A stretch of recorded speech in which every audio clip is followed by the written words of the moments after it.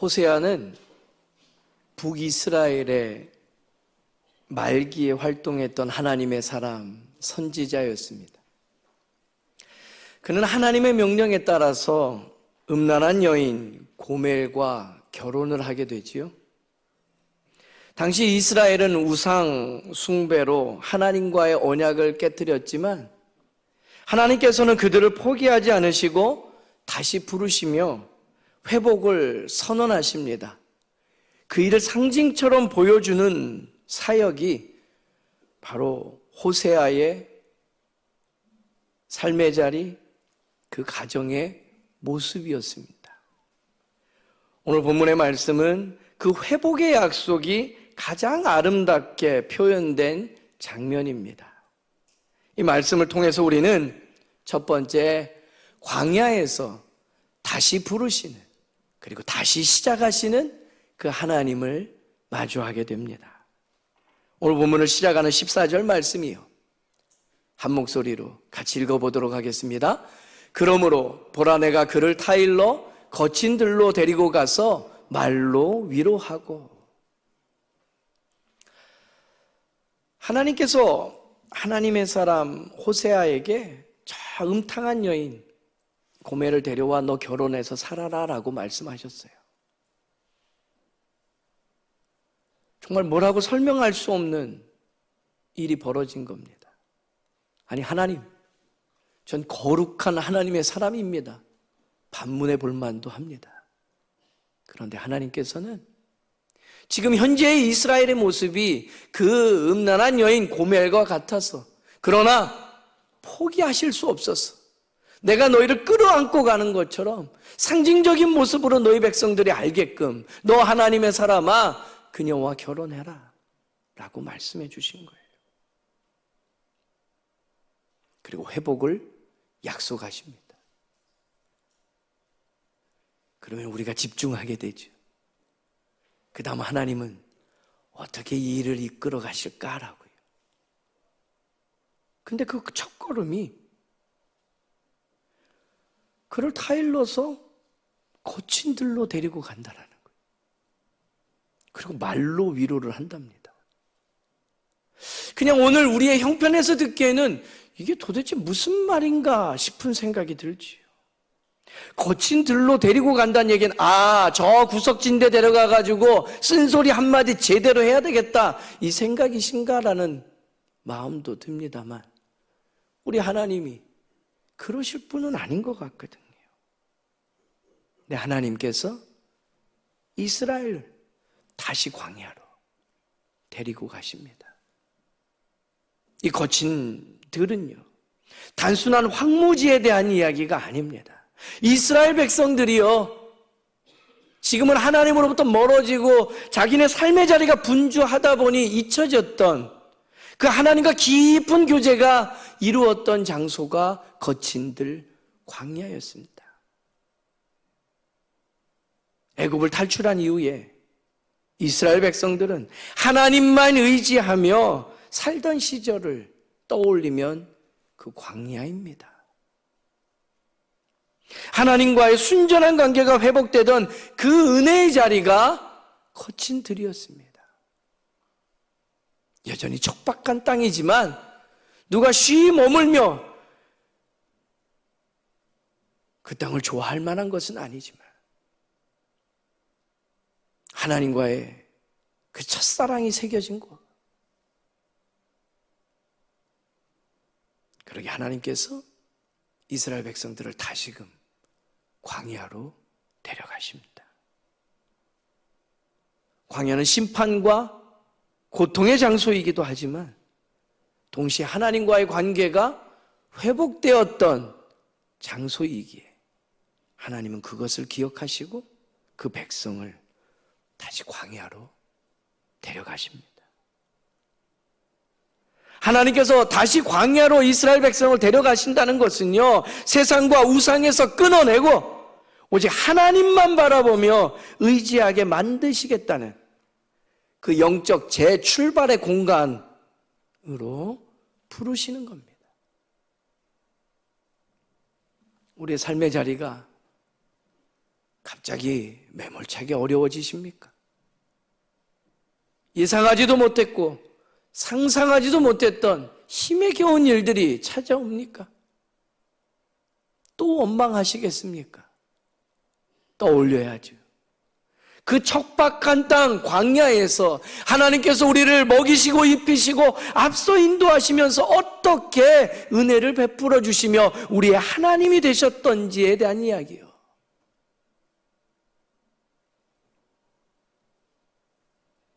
하나님께서 그 백성을 거친 들로 데려가십니다. 그리고 말로 위로를 하십니다. 뭘까요? 마지막으로 말한다? 한 번 말할 때 들어? 옥박을 놓는 걸까요? 그런데 이 원어를 따져보면요, 말로 위로하셨다라는 이 단어는요, 그의 마음에 말을 걸었다라는 얘기예요. 이것은 부드럽고 친밀하게 설득하고 다가간다는 사랑의 고백과 회복의 언어로 종종 쓰이는 단어들입니다.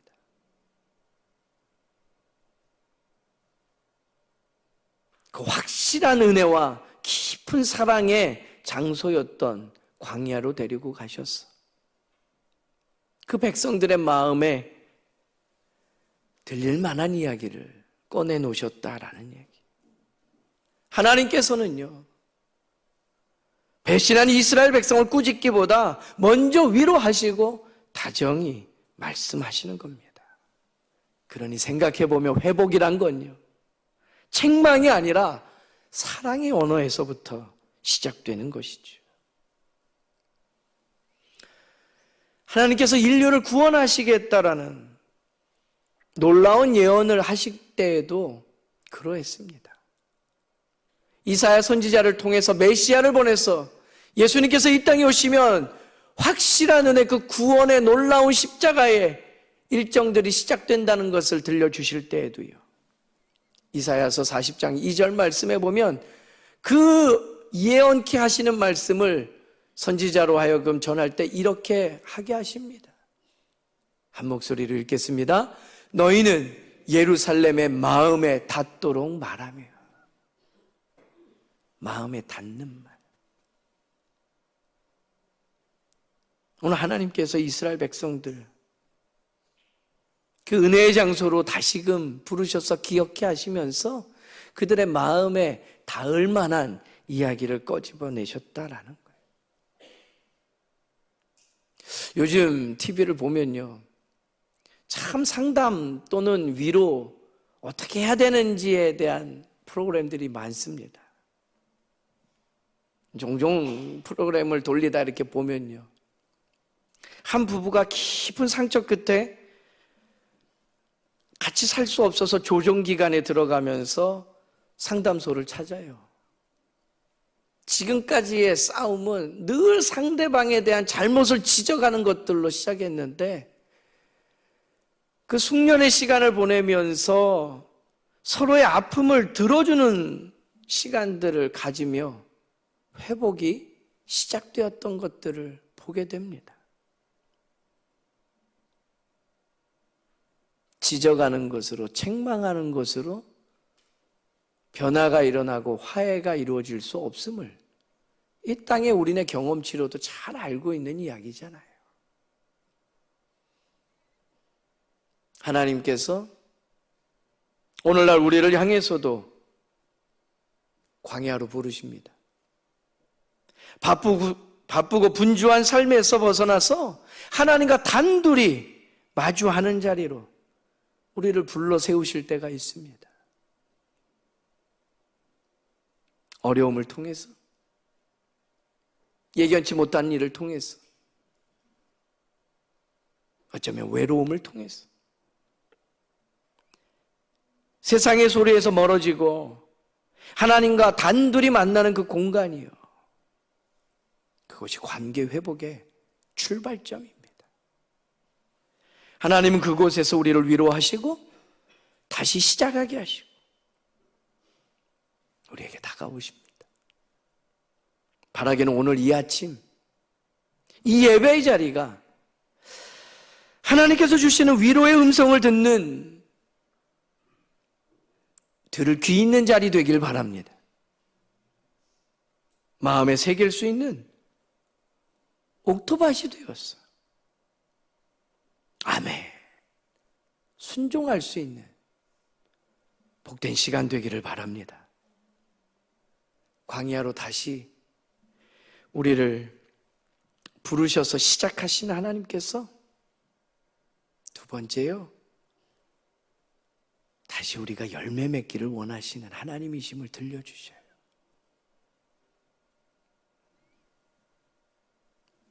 거친 들로 데려가서 말로 위로하기 시작하시면서 그 안에 회복이 일어나니까 이어지는 15절 말씀의 상반절 보면 이렇게 말씀이 진행됩니다. 한 목소리로 읽겠습니다. 거기서 비로소 그의 포도원을 그에게 주고 알고 올 골짜기로 소망의 문을 삼아주리니. 아멘. 거기서 비로소. 거기가 어딥니까? 광야요. 그곳에서 위로하신 후에 다시 말해서 하나님과의 관계가 회복된 바로 그 자리에서 하나님은 주저하지 않으시고요, 복에 복을 더하여 주신다라는 거예요. 할렐루야. 그 광야에서부터 새로운 열매가 맺혀지기 시작하는 거예요. 그러니까 진정한 회복은 이 광야에서, 이 척박한 곳에서 그 외부적인 환경에 있는 것이 아니고요, 관계의 회복에서 진정한 회복은 시작된다라는 거예요. 지금 여기 우리 이 예배, 하나님의 임재를 경험하고 주의 음성이 나를 향한 메시지로 새겨지고 그 일에 우리가 믿음으로 반응하는 일들을 통해 하나님은 우리 삶에 각자에게 허락하신 그 열매를 맺게 하시고 그 열매를 통해서 하나님의 선한 일들을 시작하신다라는 거죠. 거기서 비로소 이스라엘에게 포도원을 다시금 내어줍니다. 그의 포도원을 그에게 준다라는 얘기는, 포도원이란 건요, 성경 전체를 통해서 보면 번영과 평안과 기쁨과 생명력에 대한 이야기예요. 그동안 하나님으로부터 멀어지면서 빼앗겼던, 잃어버렸던 그 모든 것들을 하나님께서 다시금 우리에게 허락해 주시겠다라는 거예요. 이사야서 5장의 말씀에 보게 되면 이스라엘은 하나님의 포도원이라 이렇게 기록됩니다. 그러니까 거기서 비로소 포도원을 주었다라는 얘기는 너희는 다시 내 백성이 되었다, 내 사명을 감당해다오, 너희 삶의 자리에 주어진 모든 것 다시금 내가 돌려주겠다, 하나님께서 허락하시는 거예요. 아모스 선지자에게도 이와 같은 약속을 다시금 새겨주셨던 일이 있습니다. 아모스 9장 14절 말씀이요, 한 목소리로 읽도록 하겠습니다. 내가 내 백성 이스라엘이 사로잡힌 것을 돌이키니 그들이 황폐한 성읍을 건축하여 거주하며 포도원들을 가꾸고 그 포도주를 마시며 과원들을 만들고 그 열매를 먹으리라. 아멘. 나라마저 빼앗기고 민족이 다 흩어진 그 형편 속에서 하나님께서 돌이키시겠다는, 나의 포도원이었던 이스라엘이여 그 포도원을 가꾸라. 그곳에서 나는 열매를 통해서 먹고 배부르고 즐거이 외치라. 온전한 회복을 하나님께서 말씀해 주시는 거예요. 그렇게 되면 어떤 일이 일어납니까? 아골 골짜기, 그 범죄와 심판의 장소가 소망의 문으로 바뀌는 거예요. 할렐루야. 하나님은 심판의 장소였던 그 아골 골짜기를 이제 다시금 꿈을 꾸며 나아갈 수 있는 그 시작점으로, 소망의 문으로 변화시켜 주시겠다 약속하신,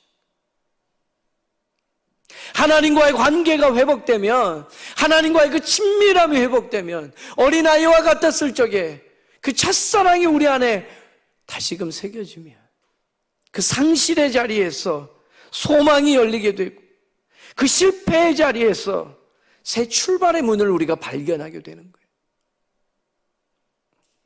바라기는 이 5월이 그런 은혜의 시간, 관계 회복의 역사가 일어나기를 간절히 소망합니다.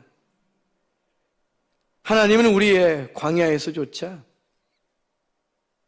열매를 다시금 맺게 하시는 분이셔요. 실패와 절망, 깨어짐의 자리조차도 하나님께 맡기면 끝이다, 망했다 라고 말하는 그 형편 속에서도 아골골짜기가 소망의 문이 되고 광야가 포도원이 되는 은혜가 시작되는 줄로 믿습니다. 그리고 우리는 그 음성을 듣게 되는 거예요. 오늘 마지막 우리에게 주신 하나님의 메시지, 다시 사랑하리라. 이것은 하나님의 약속이고요, 하나님의 의지고요, 하나님의 뜻이 담긴 선포입니다. 다시 사랑하리라. 오늘 본문의 15절 말씀 하반절이 이렇게 이어집니다. 한 목소리로 읽겠습니다. 그가 거기서 응대하기를 어렸을 때와 애굽 땅에서 올라오던 날과 같이 하리라. 아멘.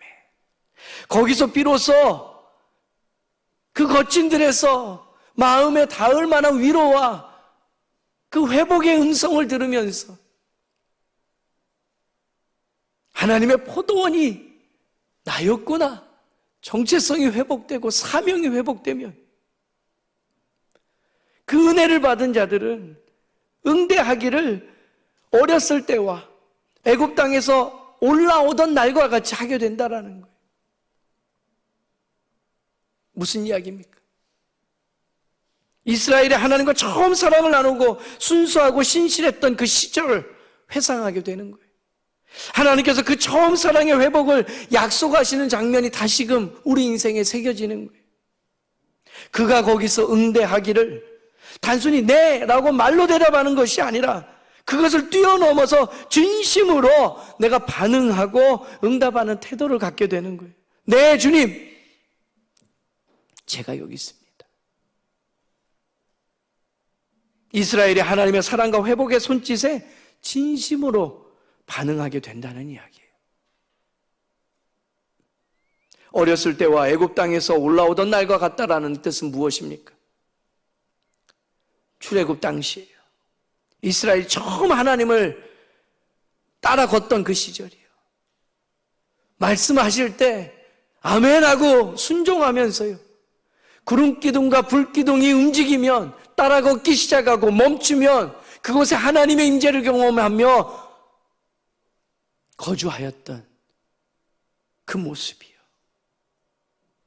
그날과 같이 주의 말씀에 다시금 화답하는 일들이, 이 회복된 관계의 기쁨을 누리는 이들이 반응하는 법이 된다라는 거예요. 예레미야 선지자를 통해서도 이와 같은 일들을 반복적으로 우리에게 끊임없이 하나님의 사람들을 통해 들려주셔요. 예레미야서 2장 2절의 말씀을 세번역 성경을 통해 보면 이렇게 표현되어 나옵니다. 한 목소리로 읽어보도록 하겠습니다. 내가 젊은 시절에 얼마나 나에게 성실하였는지, 내가 신부 시절에 얼마나 나를 사랑하였는지, 저 광야에서 씨를 뿌리지 못하는 저 땅에서 내가 어떻게 나를 따랐는지 내가 잘 기억하고 있다. 아멘. 우리는 삶의 분주함 속에서 또 하나님보다 더 유혹받고 사랑할 만한 것들에 시선을 뺏기면서, 그리고 여러 아픈 경험 속에 그 마음이 돌같이 굳으면서 기억조차 하지 못하는 일을 사랑이신 하나님께서는 여전히 기억하고 계십니다. 그리고 지금의 형편없는 모습에 대해 질타하지 않으셔요. 나 기억한다. 너 어릴 적, 그 젊은 시절에 그 첫사랑으로 나를 섬기며 헌신하였던 그 성실함을 내가 기억한다. 나와의 그 친밀한 관계에서 신부로서 너가 나를 얼마나 사랑하며 예배하였는지 난 기억한다.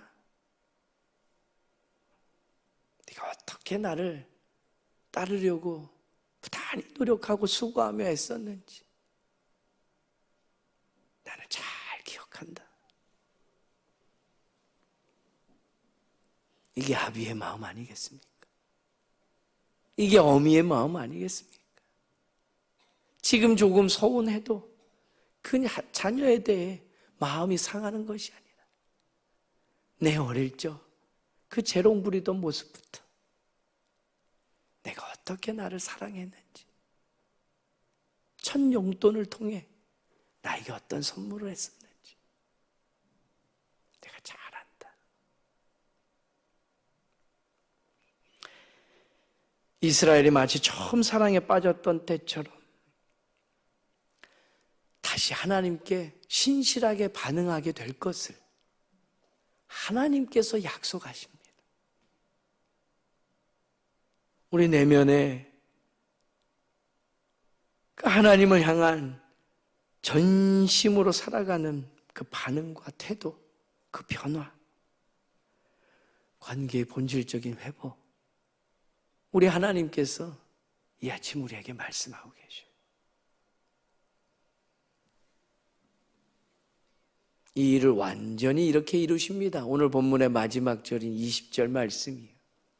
한 목소리로 읽겠습니다. 진실함으로 내가 장가들리니 내가 여호와를 알리라. 아멘. 거친 들로 부르셔서 마음에 닿을 만한 위로를, 그 회복을 말씀하신 하나님께서 내가 내게 장가들겠다. 아니, 하나님 어떻게 하나님의 사람 호세아에게 그 음탕한 여인과 결혼하라고 말씀하실 수 있어요? 라고 말할지 모르지만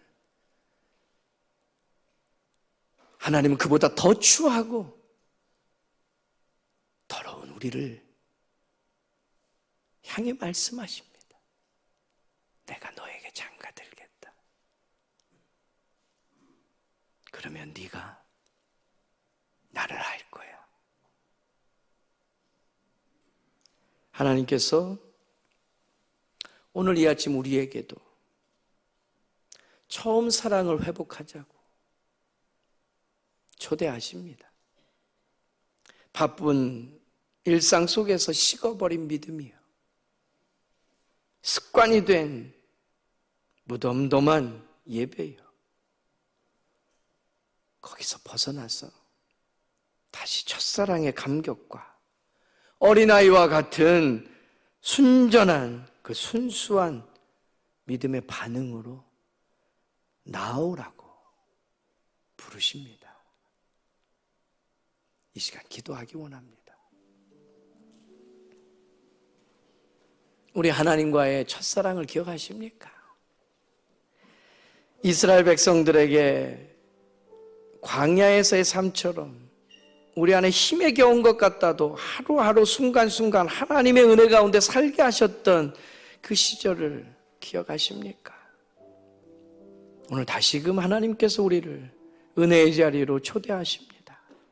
그리고 이곳에서 지금 여기에 우리에게 주신 그 포도원, 그리고 내가 내게 장가들겠다 말씀하십니다. 하나님, 잊혀졌던 것들 너무나 많았음을 회개합니다. 용서하여 주옵소서.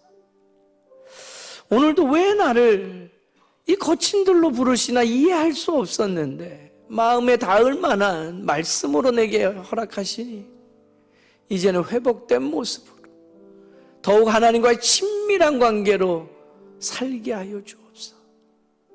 다시금 사랑을 노래하고 사랑을 고백하는 시간으로 이 시간 기도의 자리로 나아가도록 하겠습니다. 사랑